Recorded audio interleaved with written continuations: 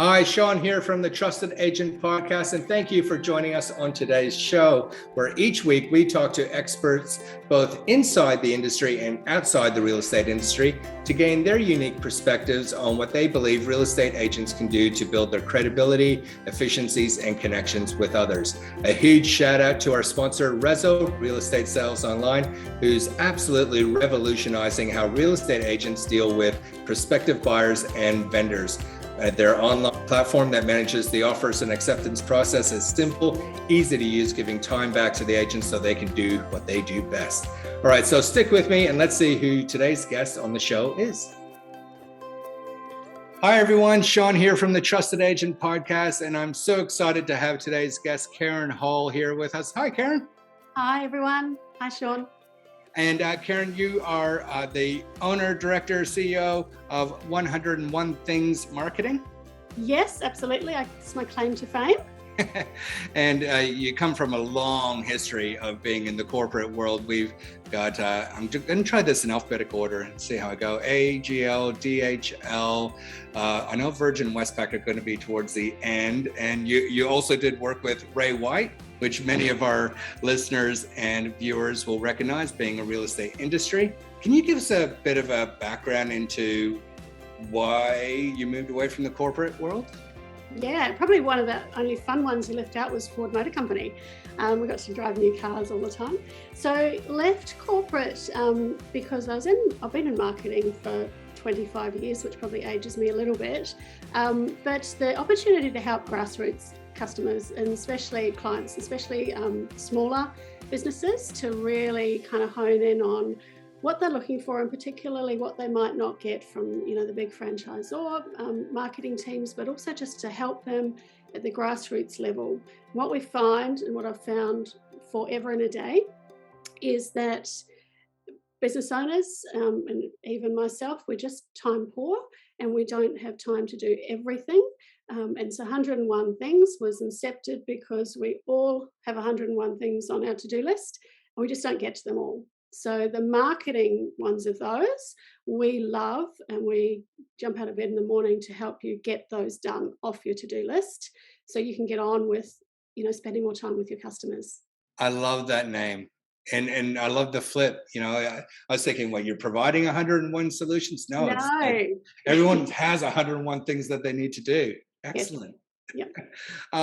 The one thing that stood out for me is I got to see you on a podcast or a session the other day that I just loved. I didn't know that your business offered it, but it was writing award submissions. Yes. How did that come about? Probably by accident. We were actually helping a client with more, I'll call it mainstream or well-known marketing activities. And he said, hey, I really want to enter this award, but I've never done it before. I don't know what I'm doing. Can you help? And we went, yeah, we can do that. We're really good at copywriting, and we were doing some PR at that stage anyway. So it's a really, award submission writing, we think, boils down to telling a great story about your business. So a lot of the fundamentals of it come down to storytelling, and we write around 3 S's. So storytelling, being really specific with your examples, that's the second S, and statistics. So again, being really specific. Don't make claims that you can't back up with statistics. So whether they be growth claims or any other claims. So storytelling, statistics, and specifics. And he won. And then we started offering it to other people, and they started winning and becoming finalists. And we've written thousands of award submissions now across the globe. So cybersecurity clients in the US through to financial services clients in New Zealand, and hundreds of award submissions in Australia. And we've won over 400 awards for our clients, not to mention the hundreds and hundreds of finalists as well. So it's something that we're really passionate about. Our client vision is to grow our clients' reputation beyond what they could ever imagine. So we really want to stretch their imagination for their reputation. And we love getting the drunken phone call at 11 o'clock at night when someone's been an awards ceremony, not so much during COVID, but now as well. And they say, oh my God, we won, in that drunken phone call. So We get a lot out of it because our clients are winning, and the clients obviously get a lot out of it in terms of, trust, credibility, authority, and overall profile. Yeah, I was about to say this podcast, the Trusted Agent podcast, is all about helping agents build connection with others and organization efficiencies, but ultimately credibility. And that's where I was thinking about award submissions and credibility and on how closely aligned and attached they are. Absolutely. So the clients that we work with, and clients that win their own award submissions, their own awards as well. It is all about improving your profile, but there's so much credibility and authority that comes with that, in terms of being able to make the claim that you're the best, whatever, and that can be from agent, marketing, property management, principals, admin, broker even. So if you're working with a mortgage broker, with your office, auctioneer. So there's so many categories. You can really specialize and hone in to what your agency wants to be known for. So in terms of that trust and authority, or overarching as well. So there's some specific trust that you can bring to your business, or there's some general trust as well. And Sean and I were just speaking before this podcast started rolling, and certainly you can go for the industry awards, and there is certainly some trust that comes with industry reviews like Rate My Agent and other things, but some of those are ticket to the game now. So we'd really encourage agents to think beyond kind of industry factors, and certainly think about your local business awards. There's the Australian Achiever Awards, which are open now for the real estate category, and they are based solely on customer feedback. So we love that because it's not just about volume and it's not about commission. It's only based on customer feedback and client satisfaction, and that's why we love those types of awards as well. And it's named the Australian Achiever Award, Yeah. not franchisor name ... So it's huge. Yeah. And I think for those agencies that focus hard on relationships, less about transactions, but creating a lifestyle brand, whether they're a mom and pop bricks and mortars, one in a suburb, or they're looking to take their brand to the next level. Relationship is so key. That's what I really like about the Australian Achievers Awards, is that they do have just specific categories, and it's pleasing to see that real estate is actually open now as Yeah. well. When does that close? Was it the 20th of? It's May, so it's open for a long time. Yep. So we And got time, but you don't want to leave it to the last minute, do you? please don't leave it to the last minute. No. How's your month looking right now in terms of writing award submissions? We're when we're working with clients now, we're actually getting them into the habit of preparing really early. So you do have your last minute, Joes, but in our case now, we're actually writing for awards before they open, and that's incredible because we know when all of these open, we can provide you with a calendar for the entire 2022 for real estate awards, and including outside of real estate ones that any agent or agency can particularly go for, like the Australian Achiever Awards, or local awards for any kind of LGA or area. And you can prioritize them then. That's the best bit. So you can prioritize them, say, these are the ones I want to go for. Don't worry about those ones. And invariably, you'll find that the questions from year to year don't vary much. So we can pull out the questions and criteria from last year and go, okay, what do I need to prepare for this year to get well ahead of the game? And so we're preparing some for February, kind of early February now, because we know what the criteria is, we know what the questions are, and we're not going to submit them obviously yet, but we're getting really well prepared. And that's a great time when you've got some downtime in the business as well, or you're working with a partner like us that can do some forward planning and get the best foot forward. You're not scrambling, and you've got time to get attachments and visual aids and videos, and put your very, very best foot forward. I think one of the takeaways I had when I saw you speak last was collect your material as you go. Don't wait for an award to open up and in the month or 2 months leading up to it, and then start trying to gather all your evidence, I guess, for lack of a better word.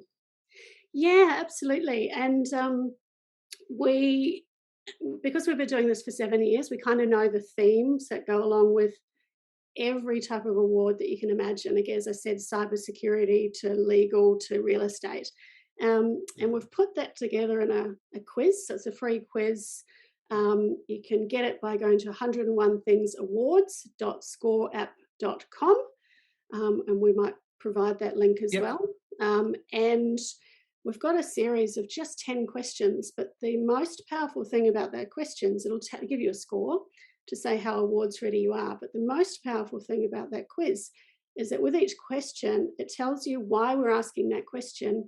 And a lot of that is to prepare you, as Sean said, to prepare you for what you need to collect in the year preceding, or the 6 months or the 3 months preceding your award submission, so that you're not scrambling for the stories, you're not scrambling for the examples when you actually go to submit or prepare the submission, in the last month or couple of months, hopefully. So that's just the insight from the judges that we've had over the last 7 years, kind of wrapped up into 10 questions, which was quite hard to do in the end. But if you take the scorecard, just have a read of the questions, but specifically the tips and hints, which is what the judges look for beyond the question, because it's the questions beyond the questions that will really score you well. And some of that definitely is about collecting what you can throughout the year. Yeah. When we were talking before as well, we're talking about how, I don't need to tell you, but real estate agents, we love awards. Yeah. The industry is, we have our own industry awards, and then you have your individual corporate banner groups, such Ray White Harcourts and LJ Hooker. They have their own industry awards as well. Yeah, me too. One of the observations I had was they're great. They're wonderful, and there's certainly a place for them. It does seem like there's a little bit of an imbalance between industry awards and maybe client-facing awards, or awards that your clients, whether it be potential buyers or vendors, might be more commonly aware of or more, I don't know, interested in. Because private industry closed behind door awards is almost, well, that's great, that's you, but what does that mean for me as a potential buyer or vendor? Why should I choose you in being, a credible, trusted agent? So I think going for lifestyle awards is maybe an opportunity for real estate agents. Yeah, absolutely. And I think the local business awards as well, because you think about it, you want to trust a local expert, particularly with the sale of your home. So I think those local business awards, and it doesn't have to be, there are so many types of them. So they can be at kind of council level or independently run. So I would certainly have a look at those if I was a real estate agent in practice today, and not discount them. And then there can also be, like, there's the New South Wales Business Awards as well, if you're in New South Wales, and there'll be the equivalent in all of the other states as well. So that's layering it up one level from your very local business awards. So there's certainly a lot of credibility in those that can be had, because we are buying local expertise, we're buying local knowledge, and local confidence when we're choosing a real estate agent. So I would certainly be looking at those, and a lot of those will be based on customer satisfaction, not just settlement commissions and settled as well. Yeah, great. And have you done any real estate ones before in the past? Lots. Yes. Have you? Yes, Victoria, Queensland, New South Wales, Western Australia. So most of the states. Yeah, absolutely. And we've won. And when you've been doing those, and I know you hold your client database very close, but have they been a banner, like offices or banners, or individuals, or a combination of? All, actually. Yeah. Yep. So every single one of them. So sometimes our clients don't like to disclose that they are outsourcing. Mhm. They're or getting someone to ghostwrite their award submissions, and that's super cool because you know that you don't there's no reason to. But certainly we've written for individuals, we've written for property, so sales agents, on the property management side, for marketing campaigns specifically for rural um, newcomers, so new to industry awards, and won all of those categories. And as I said, from Queensland this year, Victoria this year, and last year, New South Wales for many years. Obviously, being based here and being X-ray white here, that you've got a bit of a network there. Yep. So yeah, we absolutely love it, and certainly mortgage broking categories for real estate agents as well, because that synergy, particularly in terms of the client service, certainly helps too. Yeah, we're seeing the mortgage broker and conveyancers channels growing more and more as we go. Public perception is that real estate agents might be highly expressive individuals, perhaps even like peacocks, and quite happy to talk about themselves and all their wins and so forth. So they should have no trouble writing their award submissions. In my own personal experience, I find the opposite. That there's many introverts out there and modest people and humble people that would find it difficult to write about themselves. Is that one of the things you find with your clients? Yeah, it's interesting. When the process that we run is that we interview each client because we want the stories behind the questions, and we want to be able to probe for more information on this topic, or to go down a rabbit hole when they say something. What, that's really interesting. Tell us more about that.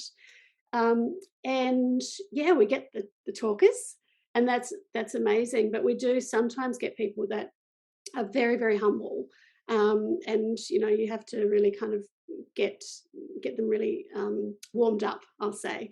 But real estate agents as a whole, I think, have so many experiences to draw on. I think sometimes, though, they take for granted what they do and how they change people's lives in terms of the difference that they make for their clients. So it's sometimes drawing on that memory, because the awards period for most is at 12 months. So you don't just want to focus on the last month and what you can remember from the last month, which is your point earlier about collecting stories all along the way. You want to be drawing on something that happened 9 months ago, and 6 months ago, and 3 months ago. So it's drawing on that memory bank. So lots of stories, but sometimes they take what they do for granted, and it's being really specific about what happened, for client A, and all of the details of that transaction or that process or that relationship that might have spanned, as you said, 30 years or 10 years or 5 years. Not just talking about it in really motherhood statements and motherhood language, because that's not going to win the award. It's getting down to the nitty gritty, and telling the examples and the specifics of that. So it's about, and that's why we do the interview format, I guess. It's about really diving into that, because we all grew up listening to stories. That's, from little babies, we grew up listening to stories. That's how we started to learn. And that really personalizes, and I think this is a really important point, that really personalizes an award submission. And if you can imagine being a judge and having to read 100 of these or even more, the one that's going to stand out is the one with personality and with human interest. It's Yeah, not going to be the dry and boring one, I was because going there are to. hundreds of those. Yes, I was going to ask the specifics and pulling out all those bits along the whole journey. Is that to add credibility from an analytical point of view, or is it actually to drive an emotive response? It's both. Okay. Yep. It's definitely both. So it's the storytelling, it's to add personality to it. And it's also to say, I'm not making this up. These are the things that actually happened. Yep. Yeah. And you'll often find as well that a question might be made up of two components. So there's 2 components of the question and even 3 components of the question. You have to answer all 2 or all 3. Don't just answer the first part of the question, because you'll be marked down for not answering the second part or the third part. Okay, so you have to read the question really precisely. And if it is, if it's asking for 2 things, provide those 2 things. If it's asking for 3 things, provide the 3 things. That's one of the easiest tricks to miss. Answer the question and don't miss component parts of the question. So the judges are that structured and meticulous in terms of their scoring. Absolutely, because they'll have a scoring sheet and they'll be going through, and it has question 2 been answered in its fullest. In its entirety, right? Yeah. I think sometimes think about my schooling days. I would answer a question. It's kind of like, you get the gist. I was pretty close to that. But you're saying don't do that.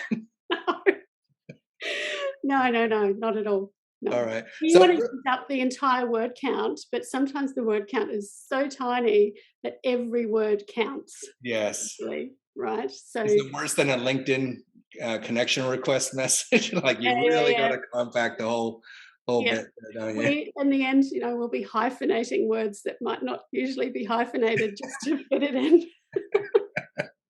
I got to see some of those. Thank you so much for your time today, Karen. I really think that this is a true opportunity for real estate agents, especially those ones that are looking to lift their brand, personal brand. We're seeing a lot more of that, where agents are trying to carve their own way and be their own business within the business. And then offices and trying to build their brands. We're seeing a lot of micro brands coming out and just blowing up all along across the whole nation, actually. So I think there's a real opportunity for agents just to widen their view about where they could win awards from to build their credibility through the lens of the customers. 100%. So just in finishing, then I'd suggest looking out for the whole of next year. And looking for the awards that you want to enter and maybe making a mini calendar of those, or certainly touch base with us and we can help you identify those, then prioritize them, because you don't want to miss an award just because you didn't know about it and it was due last week. So just for the matter of a week, you don't want to miss out on it. So build the calendar of your target awards for the whole of next year. Start getting that prep material together, as we said, and when we structure it, certainly we think about those 3 S's. So, not about getting the gist, thanks, Sean. It's about storytelling, specifics, and statistics. So don't make any claims that you can't back up through those. I love that. We have seen some people that kind of embellish the truth a little bit. Just again, have you ever seen, I imagine you would have seen some shockers sometime. Shocking. People, I won't even get into it. I'm going to edit that. We've seen some award submissions. I guess the shockers that we've seen are award submissions, not that we've written that, say someone's written previously and they haven't done well, and then sent to us and say, I didn't do well last time, I want to do better this time. And they're in shorthand, like short form, they're in, bullet points, there's spelling and grammar errors right through them, they haven't answered the question, and they're really motherhood statements. So that's what not to do. Yeah. Yeah. So what would be the number 1, 2, or 3 tips that you would offer agents to build their credibility and through awards? What should they be doing? Yeah, so as I said, I think I'd plan out. So just like you do other marketing activities, plan those out for the year to have enough time to put your best foot forward. You don't want to be writing it the night before, because that all you've got time to do then is bullet points and, put it in.